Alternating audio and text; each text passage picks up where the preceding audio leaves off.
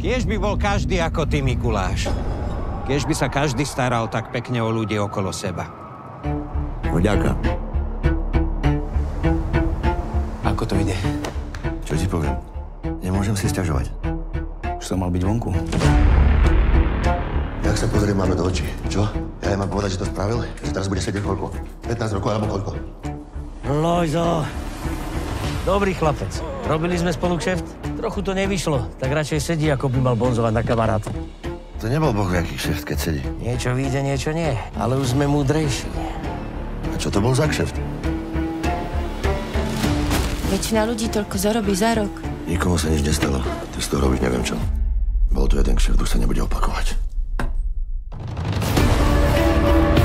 Celá dedina obdivuje toho vášho Mikyho. Chlapec z Telgartu, šofér autobusu a aký je zrazu veľký pán. Pritom všetci dobre vedia, ako sa k tomu dostal. Políciu vybavíme. Takže čo sa o vás hovorí, že sa hráte na mafiánov, to je pravda? Veľmi dobre sa vieme odmeniť. Aj to sa hovorí. Nepoznáš ich. Tebe sa to nejak netýkalo. Nemáš tam ani prachy, ani nič. Pekný biznes si vymyslel.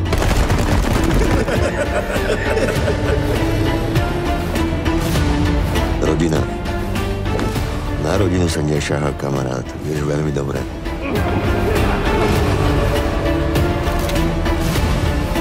Aj za tebou budem takto plakať.